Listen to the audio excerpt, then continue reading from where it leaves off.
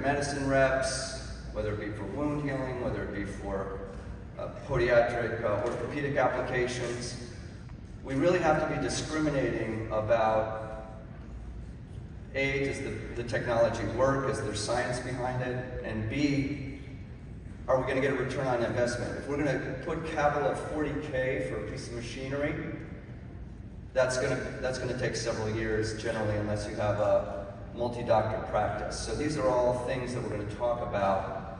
And then I'm also going to get into a little bit of just some of my thought processes about boutique type services that I've integrated into my practice, and what I think sometimes makes a better model for getting the patient better and back to the field faster.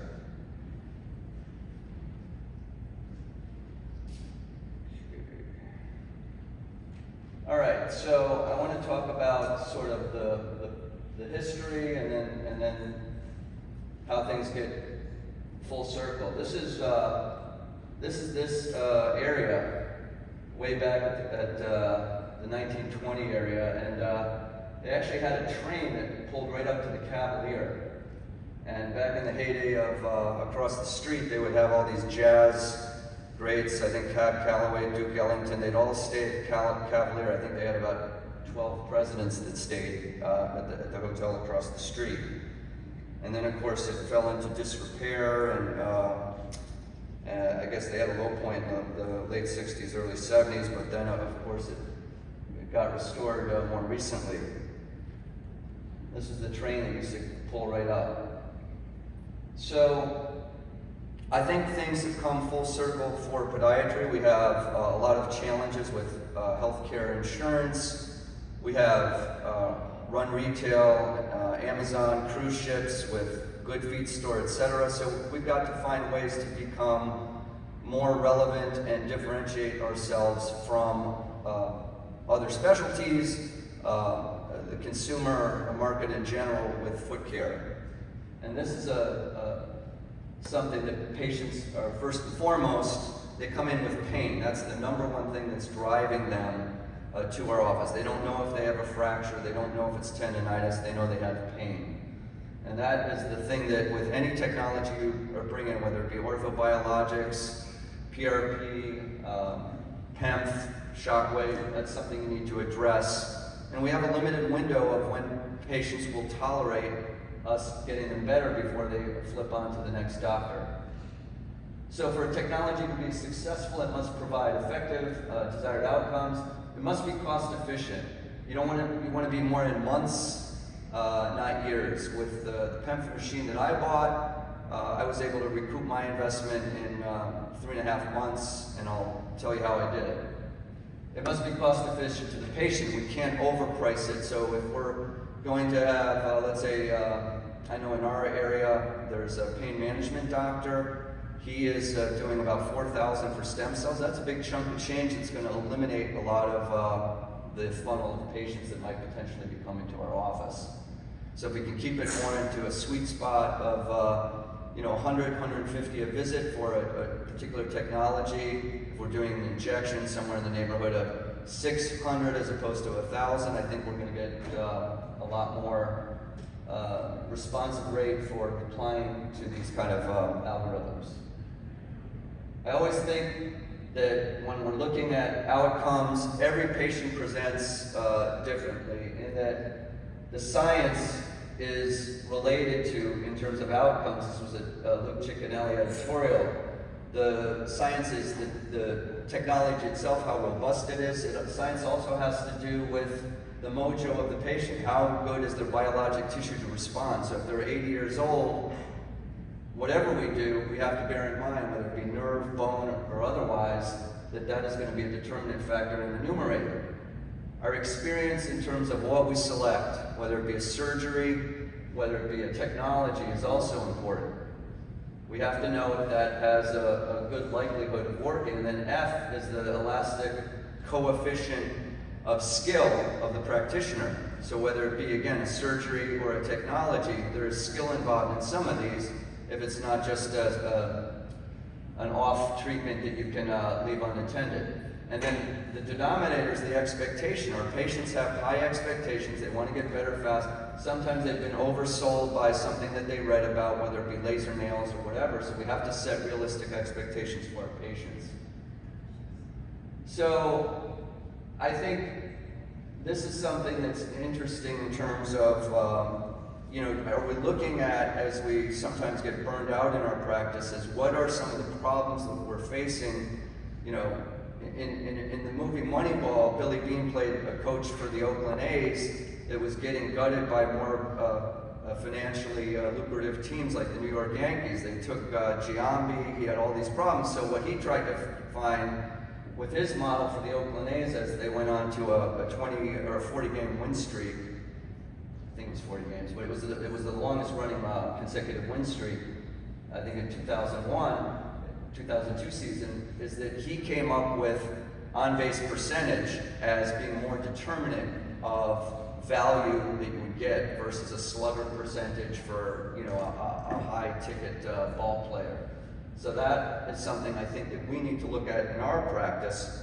What are the ways that we can leverage the limited resources? We don't have a gazillion dollar ad budget like the Good Feet store. We had, and as a profession, we have to come up with ways to become relevant to the general public when they make their foot care decisions.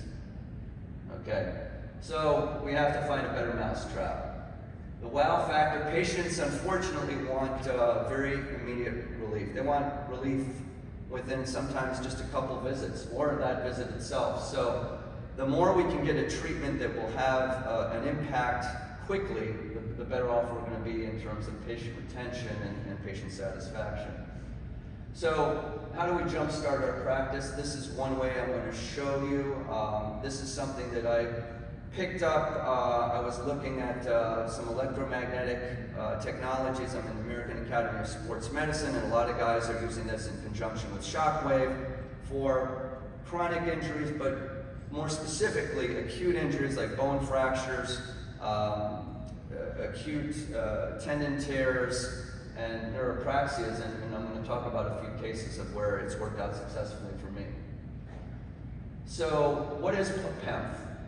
Literally it stands for Pulsed Electric Magnetic Field. So we all have a potential within our cells of 70 millivolts or 0.7 volts, that cell membrane potential that is in our bodies.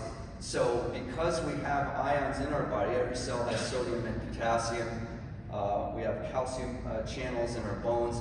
These ions respond to an electric potential, and that is what PEMF is doing. It's basically donating an electron to catalyze a reaction. The machine that I put up there is no different in one sense than an MRI unit in terms of the pulsed electric magnetic field that it's producing. These are just at different frequencies and different Gauss levels, different power levels. In fact, I went to the new pavilion that opened up across from Virginia Hospital Center, and the tube was still in the shrink wrap. They still had the plastic around the shrink wrap. And I was thinking, because I've never myself had an MR, I was thinking it's going to be some white ceramic thing. It was plastic, the same plastic that is on that machine right there, which is an office-based PEMF unit with surrounding basically copper wire. So if we go back to physics and remember, we have the right-hand rule where you have a generated electric power that will produce a magnetic field. The magnet sticks to that Tesla coil. This is basically the same idea, except in the case of a PEMF therapeutic unit, we're using energy to produce a field that you actually feel an interruption of, let's say, a throbbing pain signal, and induce a reaction in the bone to help stimulate bone healing, as opposed to translating into an image. So, anybody want to take a guess who this guy is? I'll give you a hint, it's not Thomas Jefferson, but it applies to physics. Do we all remember Sir Isaac Newton? So, Newton observed the heavenly bodies back in the day, and the apple came on the ground, and he determined that the heavenly bodies, the Earth, planets, have magnetic fields. And he was able to break it down into an equation that the intensity degrades with the square of the distance from the source. This also, by the way, happens with light. So light also follows Newton's inverse square law. So there's an exponential degradation as we get away. And this is going to relate to our use with PEMF units. So the closer you are to the field, the more intense you'll feel the energy, the more intense impact. It also has relevance to safety. So the one thing about like getting an MRI or getting a treatment with this is there are some safety precautions.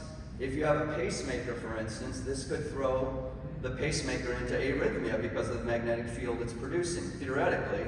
And it actually does happen in whole body ones.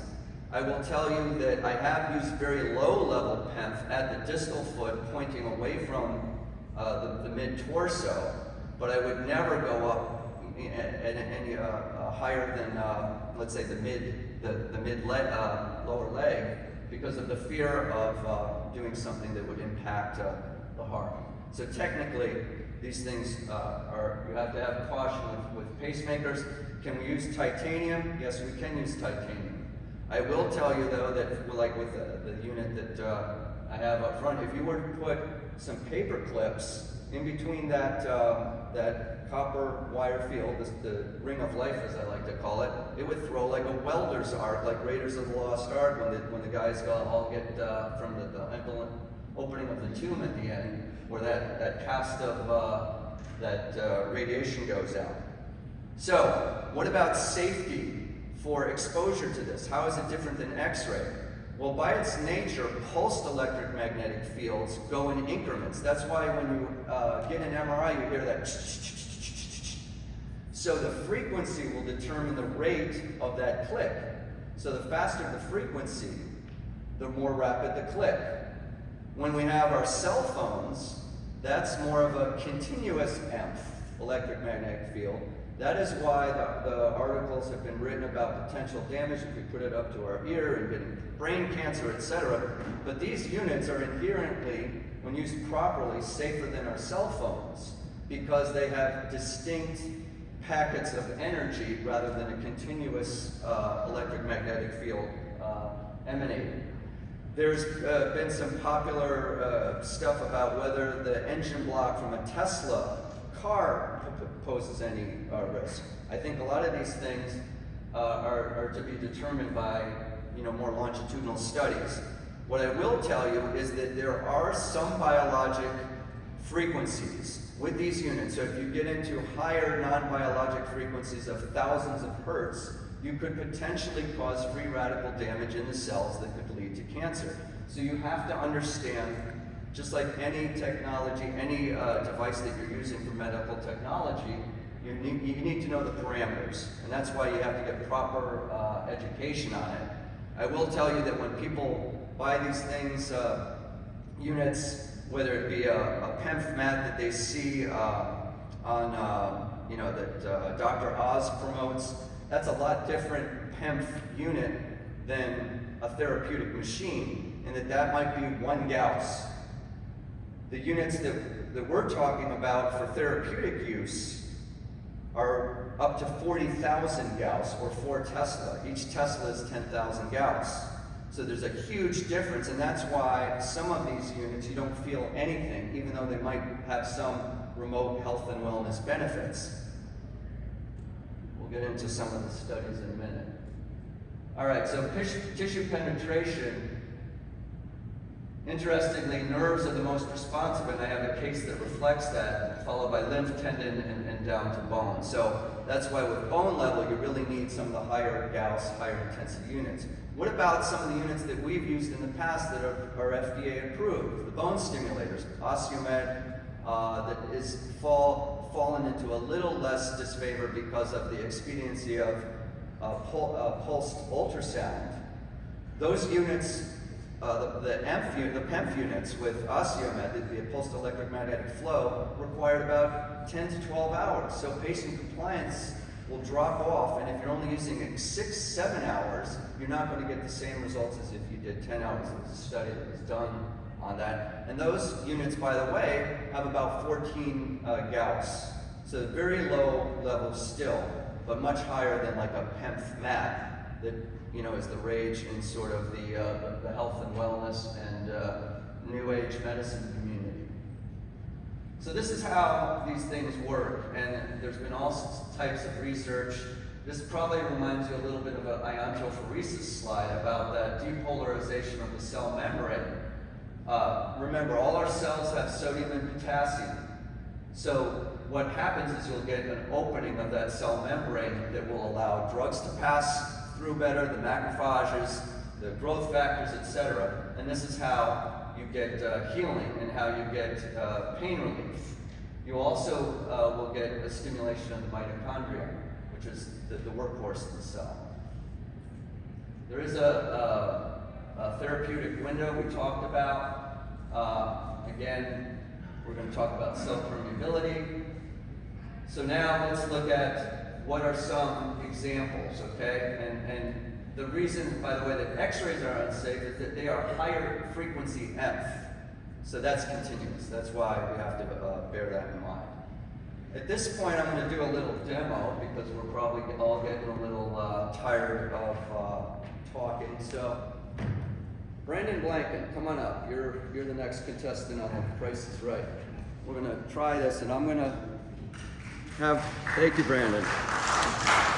He's a rising star, by the way, and I look forward to learning some stuff from Brandon one day when he presents. All right, so what we're gonna do, Brandon, is I'm gonna have you hold this, okay? Actually, I'll hold this, and this is an iron ore magnet. This is 10 times the intensity of a regular kitchen magnet. I actually stumbled into this doing some research on this, and it's got iron ore inside, so I'm gonna turn the unit on, and then I'm gonna have and this is the business end of the machine, and if you put your hand right here, you'll feel it lightly. If you have a neuropathic and we're at 40 intensity, which translates to roughly almost 2 Tesla, this goes up to 4 Tesla. But tell me when you start feeling the vibration on this, on the magnet. Hold it between your thumb and forefinger. You feel it? Yeah. So it's going to inversely degrade, and as we get closer, you'll feel that. It's like a little jumping bean inside. All right, now,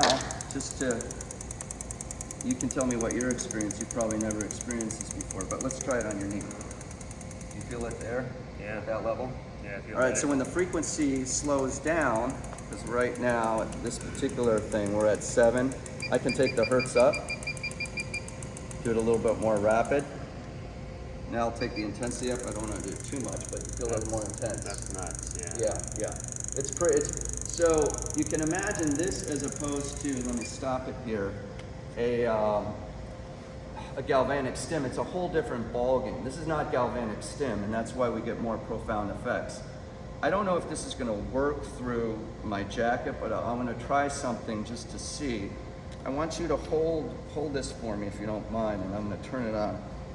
You might see my abdomen move. It's that strong going through the back, and it is pretty jolting in the back, so I would not recommend starting this at 2 Tesla. And if I fall over like Harry Houdini, and I don't know if you're gonna see it through the shirt, but let's take this up a little bit. Yeah, I mean, I don't know if you can see that, but luckily I don't have too much of a beer gut here. So you should, when it lets up, you should see it kind of let up. But my abs are contracting, going through all that tissue, and then it'll let up. Yeah, I mean, it'll physically go back down. Anyway, so they use this for ED too, by the way. Not that I've ever tried it. Yeah. Yeah. All right. So let's get back to the lecture. We'll talk about some science. I did try it on a couple folks here. Somebody had a little thenar eminence bruise from an aggressive handshake, and we tried it on that, and it seemed to work very well. So thank you for doing that. And hey, let's give a hand to our future whiteboard, because he's going to be one of them. All right, let me see if I left my clicker. All right, so I want to go over a few science studies briefly. Do your homework when it comes to purchasing units. You're going to see a lot of claims by different companies. Like a lot of things, companies will try to bash each other, but you really need to do your own aggressive due diligence.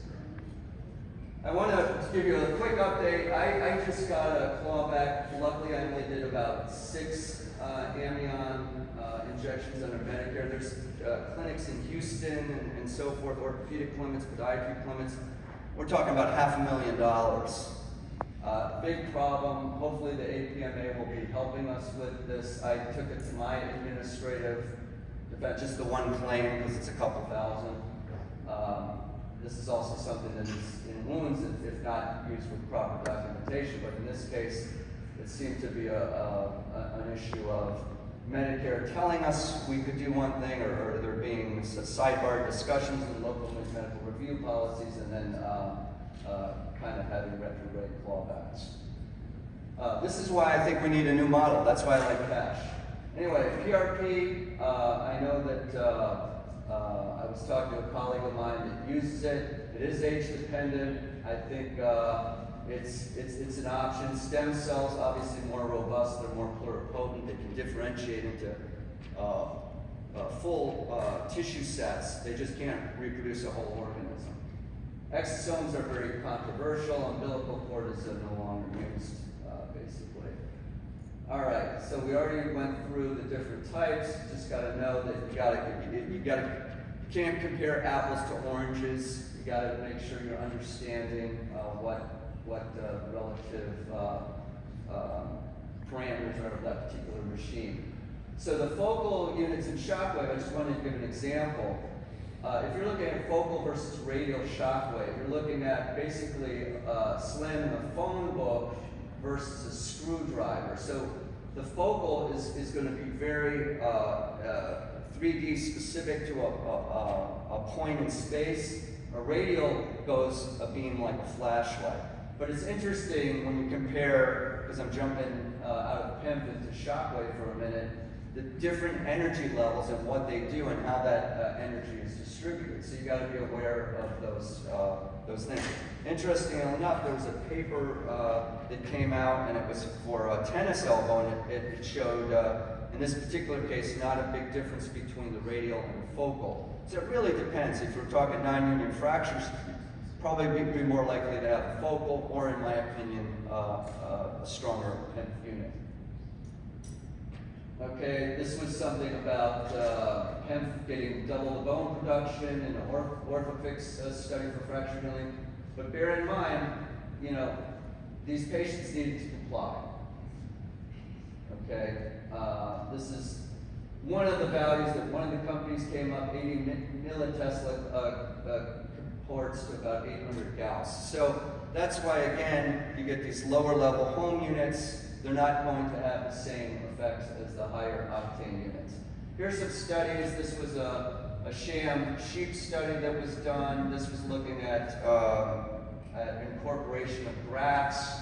And what they found is that the PEMF did help with, not cartilage production, but it did help with the grafts incorporating, and they sacrificed the sheep at the end, and they were able to look at the incorporation under a microscope.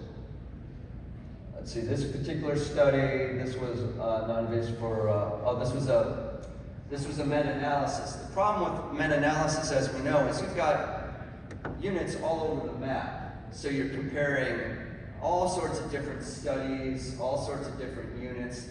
Not a lot of these had the higher level therapeutic units. Some were very low level Gauss.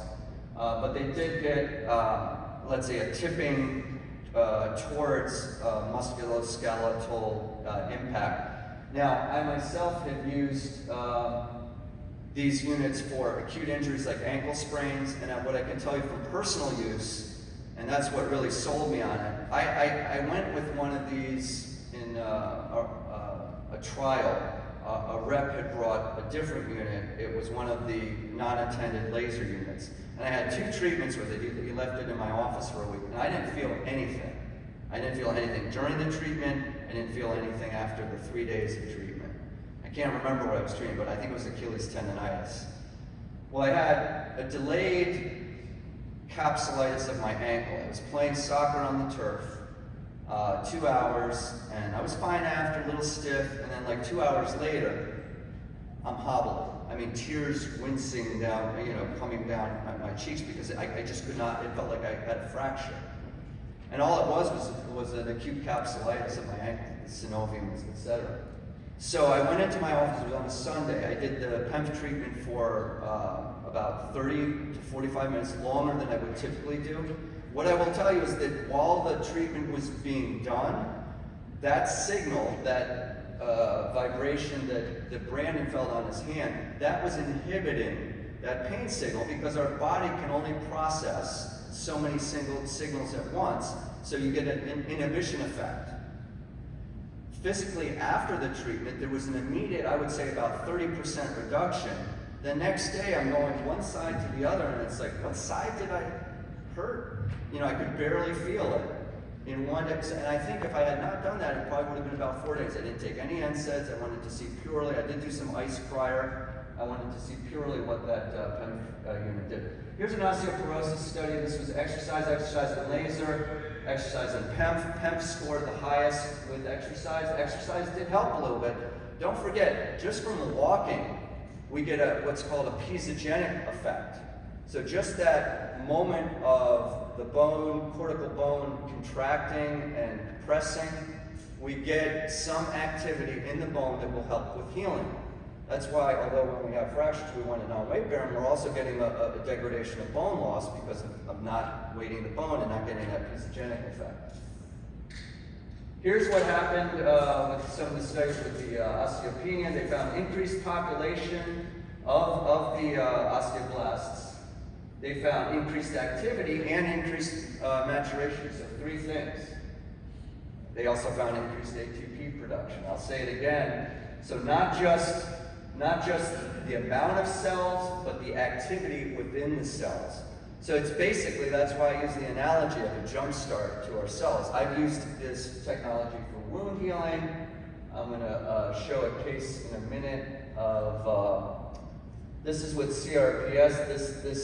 This paper showed some relevance for CRPS. I will tell you in one particular thing that I did with a patient, I had it a week, no effect whatsoever. She was a challenge, and I think CRPS is one of the most challenging entities. I will show you a case though. This was a foot drop. This was not like a Charcot-Marie tooth. This was just an acute ankle sprain where there was a little traction on the perineal nerve as it comes around on the fibular notch on the back, on the lateral side of the knee. And I confirmed that with both an NCV, there was delayed latency. Then we got an MRI to make sure there was no entrapment. And I'm not sure if there was an entrapment, if this would have worked or not, but I did a couple treatments and let's see if I can roll this, if this gets to the point. So this is directly after. Now bear in mind, this guy was circumducting, 26 years old like this. And this was on the second treatment that I did, spaced 3 days apart. So this to me was like one of those, it's alive moments from Young Frankenstein. And at the end here, I have this segment where he's walking, and he doesn't have the circumduction. I unfortunately didn't get a pre-picture, which I should have, to show the circumduction, but it was full on, and then he's walking. At this point, are there any questions? Well, we'll see if this video gets to that point. Any questions so far? What do you think he's doing to the nerve? I think it's stimulating the nerve. Our nerves are the most sensitive in the tissue slide that I showed you to PEMF. Bone is last, but we already know the FDA has approved PEMF with Wearables, that we've used in our practice. Now, most of us have gone to companies like Exogen that do ultrasonic because it's faster. But it's causing a polarization moment in the nerve. It's stimulating the nerve. The other thing too, if we know anything about motor mapping, it's kind of like we've landed on the moon already with dorsiflexion. So we have that retention, that neural circuitry. We have to waken it though, and we have to find a mechanism to waken it, whether it be with regenerative medicine. And you can see he's still got a little bit of a giddy up. But I'm telling you, this was the full roundhouse circumduction with this patient. So, by the way, to that question, the VA has just approved a lower level unit than mine. I talked to David Armstrong about trying to do something with wounds with this particular unit, and he knows a business guy that's in development.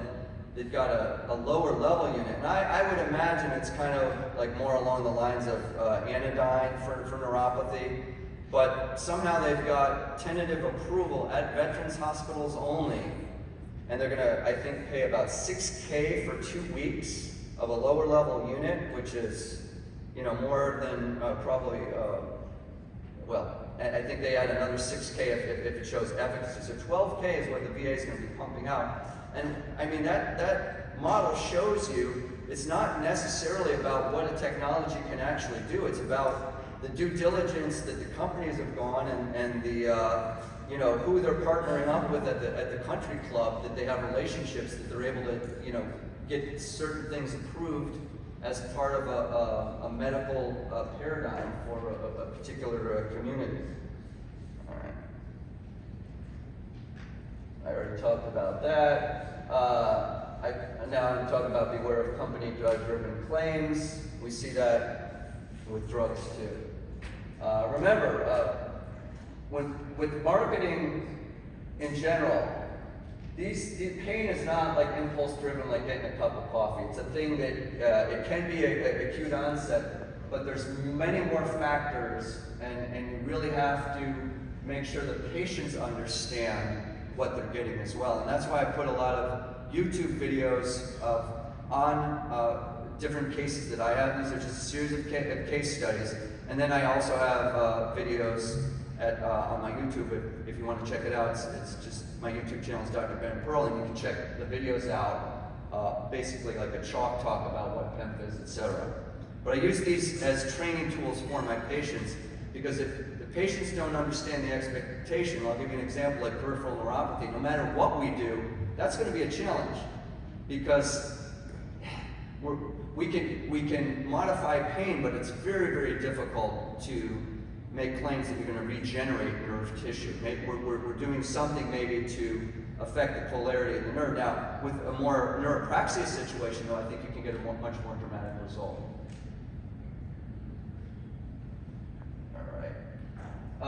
Take some time away from these meetings to do some other travel on your own. It's certainly a good reset button. I was debating about whether to show a comedy video, but then I was thinking, are they going to take me seriously with what I've just presented? Let's take a vote. Who wants to see comedy? Who wants?